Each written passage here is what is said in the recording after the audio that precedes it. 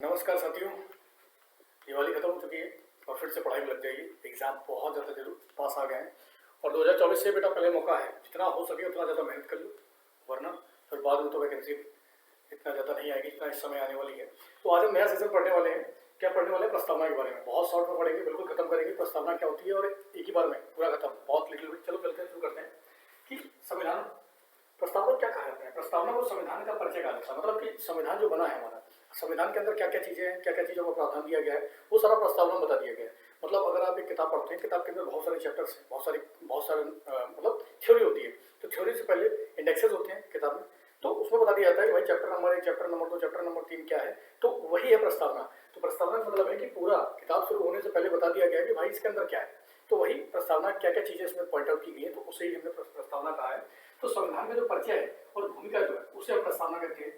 दूसरा पॉइंट कथन बहुत ज्यादा इंपॉर्टेंट है कि संविधान का परिचय पत्र, संविधान का परिचय पत्र किसने कहा? पालकी वाला साहब ने। तो प्रस्तावना को संविधान का परिचय पत्र किसने कहा, एग्जाम में बहुत ज्यादा पूछते हैं कि पालकी वाला साहब ने कहा था। इसको थोड़ा सा ध्यान रखना।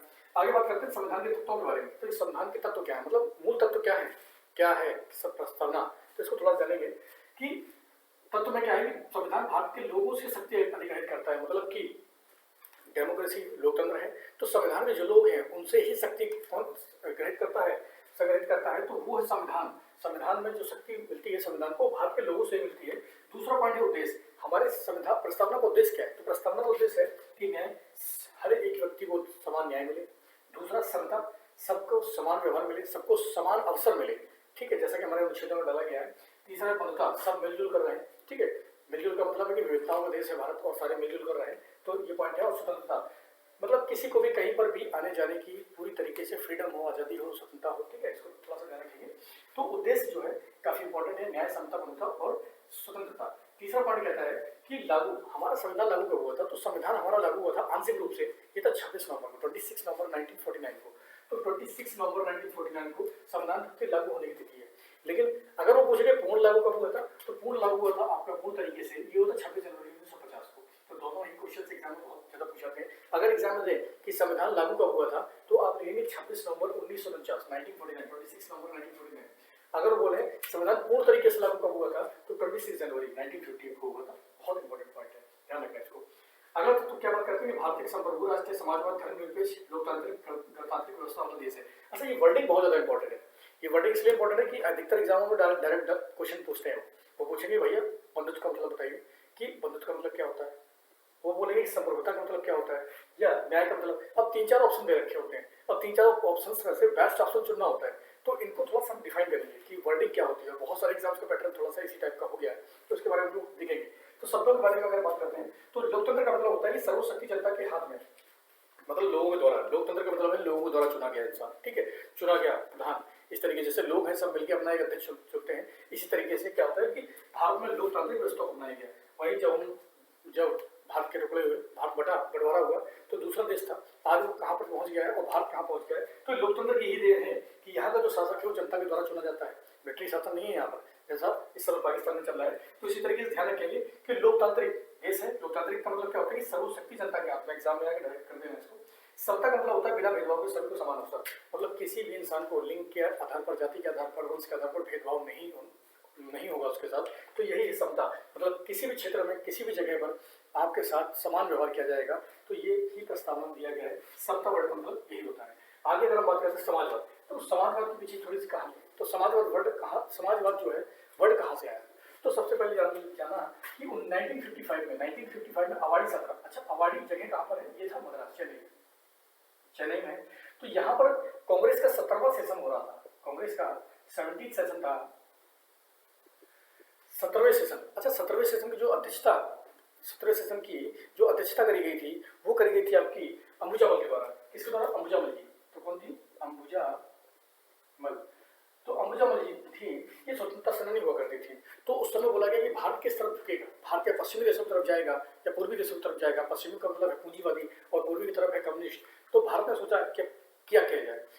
पूंजीवादियों से तो हम आज झेल ही चुके थे, ब्रिटेन आगे 45 ट्रिलियन लेके चला गया।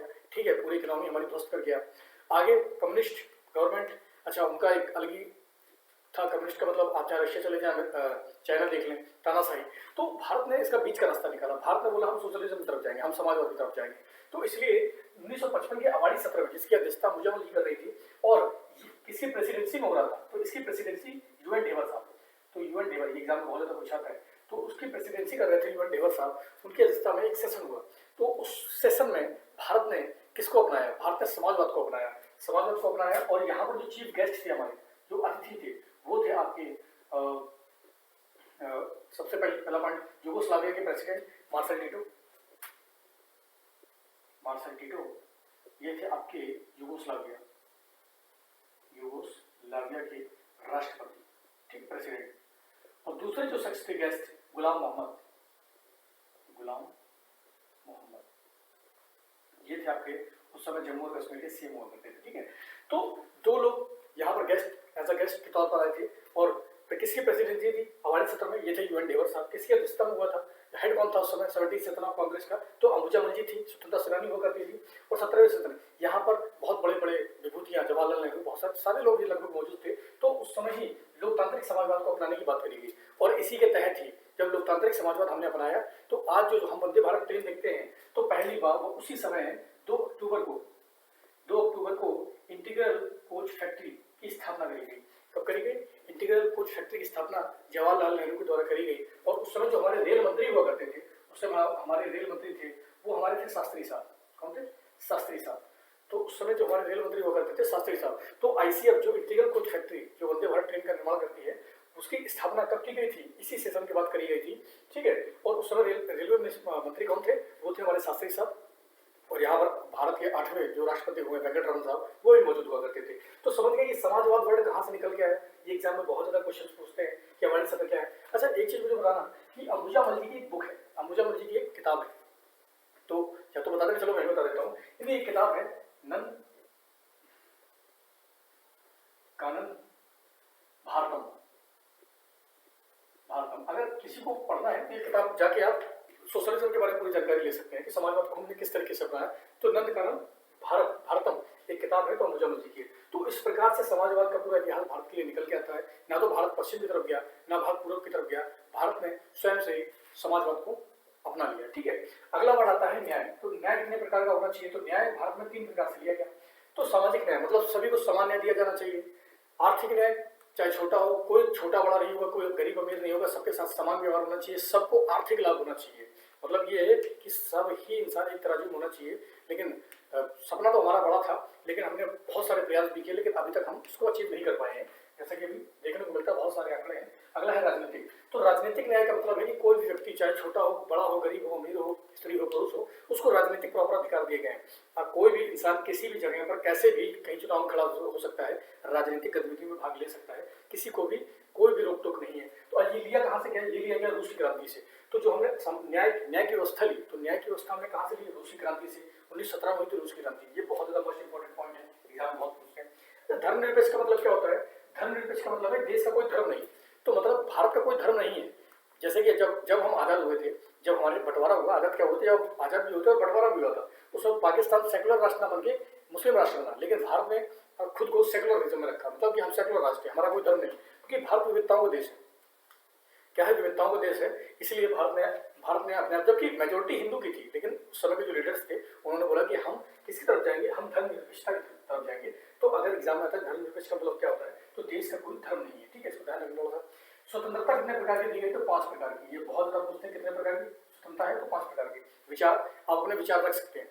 अब विचार रखने का मतलब ये नहीं कि आप किसी को कुछ कर बोलने लगे, ऐसा नहीं है। इसमें भी बाउंडेशन है। अगर आप गलत किसी के साथ व्यवहार करेंगे तो आप दंड संहिता में आ जाएंगे। तो आप विचार रख सकते हैं, किसी को हानि पहुंचाए बिना, किसी के सम्मान को ठेस पहुंचाए बिना आप अपने विचार रख सकते हैं, इसकी आज़ादी है। अभिव्यक्ति की आज़ादी, आप कहीं पर भी घूम फिर सकते हैं। अब लेकिन फिर भी बाउंडेशन है उसमें कि आप किसी की प्राइवेट प्रॉपर्टी में नहीं जा सकते, उसकी परमिशन के। धर्म की आज़ादी है, किसी भी धर्म को माने या ना माने वो आपके ऊपर है, ठीक है। कोई जबरदस्ती नहीं करा सकता आपसे कि आप किसी को ही माने। अगला पॉइंट है विश्वास की और उपासना की। तो 5 प्रकार की स्वतंत्रता दी गई है, ठीक है। कितने प्रकार की? 5 प्रकार के विचार की, अभिव्यक्ति की, धर्म की, विश्वास की और उपासना की। अगला पॉइंट आता है बंधुत्व। बंधुत्व का मतलब क्या होता है? भाईचारे की भावना। भाईचारा मतलब भारत विविधताओं का देश है ऑलरेडी, हिंदू मुस्लिम सिख ईसाई कई सारी जातियां, कई सारी प्रजातियां, कई सारे धर्म है यहाँ पर। तो किस तरीके से मिलजुल कर रहेंगे, उसके लिए हमने प्रस्ताव में बंधुत्व को डाला कि सभी भाईचारे की भावना के साथ ही मिलकर रहेंगे, क्योंकि अनेकता में एकता, भारत विविधताओं से भरा पड़ा देश है, ठीक है। आगे बात कर रहे हैं कि गणतंत्र का मतलब क्या होता है। सबसे इंपॉर्टेंट पॉइंट, गणतंत्र का मतलब क्या होता है? तो गणतंत्र का मतलब होता है कि भारत का प्रमुख जो है, भारत का जो प्रमुख है, अच्छा भारत का प्रमुख कौन है? राष्ट्रपति। तो भारत का जो प्रमुख है वो क्या होगा? वो किसके जरिए? चुनाव के जरिए सत्ता में आएगा। किसके जरिए? चुनाव के जरिए सत्ता में आएगा। और इसीलिए सत्ता में आएगा। तो हमारे जो राष्ट्रपति का चुनाव होता है वो कैसा होता है? अप्रत्यक्ष रूप में। कैसा? अप्रत्यक्ष रूप में चुनाव होता है। और कितने साल के लिए होता है? 5 साल के लिए। तो भारत का राष्ट्रपति 5 साल के लिए बनता है और अप्रत्यक्ष रूप से उसका चुनाव होता है। तो गणतंत्र का मतलब क्या होगा? कि भारत का प्रमुख जो है वो कैसे आएगा? वो चुनाव के जरिए ही सत्ता में आएगा। हम चुनते हैं एमपीज को, और एमपीज एमएलए मिलकर किसको चुनते हैं? राष्ट्रपति को चुनते हैं। ठीक है, तो गणतंत्र का मतलब समझ गए। अगला पॉइंट है संप्रभुता। अब संप्रभुता का मतलब क्या होता है? समान, मतलब तो ना किसी देश की, मतलब भारत कहता है कि हम ना किसी देश के ऊपर निर्भर है, ना ही हम किसी दूसरे देश के डोमिनियन है। मतलब कि जब माउंटबेटन प्लान आया तो भारत को 2 डोमिनियन स्टेट में बांट दिया गया, एक पाकिस्तान, एक हिंदुस्तान। लेकिन अब भारत ने जब अपना खुद का संविधान निर्माण किया तो भारत ने बोला कि हम किसी दूसरे देश के ऊपर निर्भर नहीं है। और दूसरा पॉइंट ये है कि हम किसी भी दूसरे देश के डोमिनियन नहीं है। इसको थोड़ा सा ध्यान रखा जाए, तो बहुत ही ज्यादा इंपॉर्टेंट पॉइंट है। तो यहाँ से एग्जाम में बहुत सारे क्वेश्चंस आते हैं कि क्या पॉइंट्स होते हैं, क्या पॉइंट्स नहीं होते हैं, किस वर्ड का क्या मतलब होता है। बहुत बड़े तरीके से हमने समझ लिया है। रूस की क्रांति समझना। अच्छा, एक चीज और है कि स्वतंत्रता, बंधुत्व और समता, इसको हमने कहां से लिया है? इसको लिया है हमने फ्रांस की क्रांति से। फ्रांस की क्रांति से लिया हुआ है। और फ्रांस की क्रांति कब हुई थी? 1789 में। तो इसको भी हम थोड़ा सा ध्यान रखेंगे कि हमने स्वतंत्रता, बंधुत्व और समता कहां से लिया है? फ्रांस की क्रांति से लिया है। आगे हम बात करते हैं कि अभी तक क्या प्रस्तावना में कितनी बार संशोधन हो चुका है और क्या क्या इस आधार पर संशोधन किया गया और उसके पीछे की पूरी कहानी क्या है। तो सबसे पहले हम पढ़ने वाले हैं किसको? सबसे पहला पॉइंट हम पढ़ने वाले हैं कि केसेस, मामले। अच्छा, प्रस्तावना संबंधित जो मामले हैं उनके बारे में थोड़ा जानेंगे। तो पहला मामला आता है, पहला मामला आपका आता है बालूवाड़ी। मामला आता है, अच्छा ये मामला कब का था? 1960 का। ठीक है, 1960 का ये मामला था। उस समय क्या हुआ कि 1960 का मामला आया। तो अब प्रस्तावना की बात करी गई। तो जब ये मामला सुप्रीम कोर्ट में गया तो सुप्रीम कोर्ट ने बोला कि जो प्रस्तावना संविधान का भाग नहीं है। सबसे पहला पॉइंट है, इसको थोड़ा ध्यान रखना, एग्जाम में आते हैं कि संविधान का भाग नहीं है, भाग नहीं है। अच्छा, ये चीज डाल दी गई। तो दूसरा मामला निकल के आता है यहाँ पर केशवानंद मामला। केशवानंद काफी लैंडमार्क मामला है यहाँ पर। केशवानंद भारती मामला, केशवानंद भारती मामला। अच्छा, ये मामला कब आया? 1973 में। इसमें ये बोला गया कि सब सुप्रीम कोर्ट ने अपने फैसले को पलटा और पलटने के बाद उसने क्या बोला कि जो आपकी प्रस्तावना है वो संविधान का भाग है। प्रस्तावना क्या है? संविधान का भाग है। ठीक है, अच्छा इतना तो समझ गए। बिल्कुल शॉर्ट में ध्यान रखना, एग्जाम में बहुत ज्यादा पूछे जाते हैं कि शॉर्ट में ध्यान रखेंगे संविधान का भाग है। तीसरा एक और मामला इसमें आता है, LIC of India. LIC of India मामला, ठीक। एलआईसी ऑफ इंडिया मामला कब आया था? 1995 में। इसमें सुप्रीम कोर्ट ने क्या बोला कि प्रस्तावना जो है वो संविधान का आंतरिक हिस्सा है, आंतरिक हिस्सा है। तो तीनों मामले बहुत ज्यादा इंपॉर्टेंट हैं, इनको कंठस्थ कर लेना, बिल्कुल इनको बढ़िया तरीके से पढ़ लेना कि कौन कौन से मामले प्रस्तावना संबंधित हैं। तो 3 मामले बहुत प्रमुख प्रस्तावना संबंधित है। वेलुवाड़ी जो मामला आया था वो क्या 1960 में आया था। वो कहता है, उसमें बोला गया, सुप्रीम कोर्ट ने टिप्पणी करी कि संविधान का भाग नहीं है। क्या नहीं है? संविधान का भाग, प्रस्तावना नहीं है। ठीक है, दूसरा मामला आता है केशवानंद भारती, काफी इंपॉर्टेंट, 1973 में। उसमें बोला गया कि संविधान का भाग है प्रस्तावना। ठीक है, तो प्रस्तावना क्या है? संविधान का भाग है। तीसरा मामला आता है एलआईसी ऑफ इंडिया मामला 1995 में। उसमें क्या बोला गया कि संविधान का आंतरिक हिस्सा है प्रस्तावना। तो जब आंतरिक हिस्सा है तो उसमें संशोधन कैसे किया जाए? आर्टिकल 368 के तहत नहीं। तो उन्होंने ये बोला कि आर्टिकल 368 के तहत इसमें संशोधन नहीं होना चाहिए। इसमें कैसे संशोधन होना चाहिए? इसको मैं हटा देता हूं यहां से। तो प्रस्तावना में संशोधन हो सकता है उसके मूल ढांचे को नुकसान पहुंचा देना। कैसे? मूल ढांचे को नुकसान पहुंचाए बिना। तो इसके बाद क्या हुआ? प्रस्तावना में एक बार संशोधन किया गया और वो संशोधन क्या कहलाया? 42वां संशोधन 1976। और इसमें कितने शब्द जोड़े गए? 3 शब्द जोड़े गए। इसमें जो पहला शब्द था समाजवाद, दूसरा था पंथ निरपेक्ष या धर्म निरपेक्ष, और तीसरा था अखंडता। तो यही है पूरी कहानी, यही है आपकी पूरी कहानी कि प्रस्तावना क्या है, इसके स्रोत क्या है, इसके वर्ड क्या है, इसके मतलब क्या है। ठीक है, और क्यों देना ये महत्व है हमारे संविधान के लिए। तो इसको लगातार रिवीजन करते ना, कभी भी कुछ करना हो, प्रस्तावना के बारे में जानना हो, इसको एक वीडियो पढ़ लो, कभी भी एग्जाम देने जाओ और लगातार ऐसे ही पढ़ते रहो। हम पॉलिटी पूरी खत्म करने वाले, जीएस पूरी खत्म करेंगे। जैसा मैं पढ़ रहा हूँ वैसा कोशिश कर रहा हूँ कि आप लोग भी पढ़ लो। और ध्यान रहे, इसको लगातार रिवीजन करो और यहाँ से क्वेश्चन बहुत ज़्यादा एग्जाम में आते हैं। तो आज के लिए इतना ही बहुत है, अगले सेशन में मिलते हैं।